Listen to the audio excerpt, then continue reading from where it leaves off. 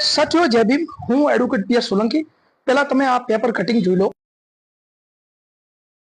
સાથીઓ જોયું, આ એક એન્કાઉન્ટર ભરત તિવારી નામના વ્યક્તિનું થયું અને એમાં નવો વળાંક આવ્યો છે। એમાં લગભગ જે ન્યૂઝના માધ્યમથી જે માહિતી મળી એ મુજબ પોલીસ જે એન્કાઉન્ટર કર્યું જેમના નામ આવ્યા એમની ઉપર ફરિયાદ દાખલ થઈ છે અને એમના વિરુદ્ધ કાયદેસરની કાર્યવાહી કરવા માટે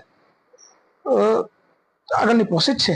પરંતુ હું તમને એમ કહું છું કે જે એન્કાઉન્ટર થયા, ધારો કે ફરિયાદથી તપાસનો વિષય છે કે હવે સાચું છે કે ખોટું, પણ જ્યારે એન્કાઉન્ટર થાય ત્યારે આપણે બધા શું કરીએ, તાળીઓ બગાડીએ અને એમને ખુશ થઈએ કે હા એન્કાઉન્ટર થયું। જ્યારે કોઈ આરોપી પકડાય અને જાહેરમાં લઈને જે પોલીસ મારે એટલે રાજી થઈએ કે વાહ મજા આવે, વરઘોડું કાઢે।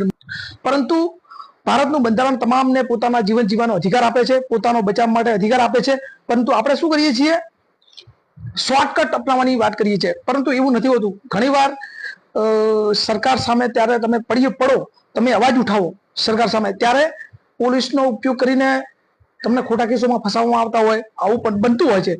ત્યારે ન્યાય માટે કોર્ટ છે। જો ધારો કે પોલીસ સીધો ન્યાય કરશે તો કોર્ટ શું કરશે? ન્યાય માટે કોર્ટ સાચું શું ખોટું એ કોર્ટ નક્કી કરશે અને પુરાવાના આધારે કોર્ટ નક્કી કરશે।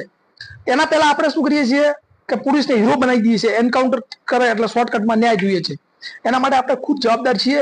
જો આના કારણે ઘણીવાર કોઈક નિર્દોષ લોકોનો જીવ જઈ શકે છે। એટલે હું કહું છું, મારો કહેવાનો મતલબ એ છે કે કોઈને સીધો ન્યાય આપવાનો કોઈ પોલીસને પાવર નથી। સીધું પોલીસ કોઈ વ્યક્તિને મારી શકતી નથી। આ એન્કાઉન્ટર બાબતે કહું છું કે આ જે ભરત તિવારી નામના યુવકનું જે એન્કાઉન્ટર થયું, આપણે જોયું તમે આમાં, એ ખૂબ દુઃખદ બાબત છે। ખરેખર કોર્ટમાં એને ન્યાય મળવો જોઈએ।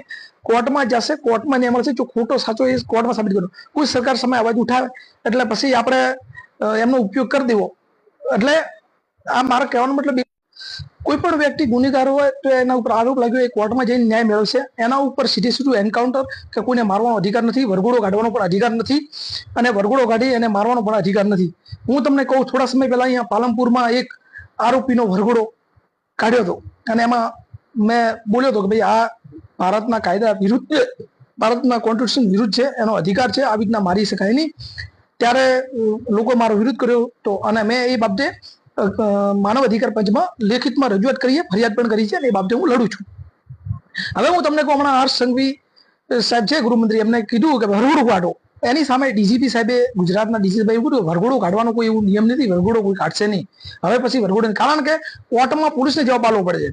આ સરકાર સામે અવાજ ઉઠાવો એટલે સરકાર એને દબાવવાના પ્રયત્નો કરે છે। પરંતુ હું કહું છું કે તમે સાચું ખોટું ગોત્યા વગર તાળીઓ ના પાડો। સાચાનું ભલે ખોટાનું ટોળું હોય તો એના ખોટા ભેગું નહીં ભળી જવાનું। સાચાનો ભલે બે માણસો તો એની સાથે રહેવાનું। સાચું અને ખોટું એ બધું વિચારી અને કામ કરવું પડશે। તો મારો કહેવાનો મતલબ એ છે, કાયદો કોઈને હાથમાં લેવાની સત્તા નથી। જય ભીમ, જય ભારત, જય સંવિધાન।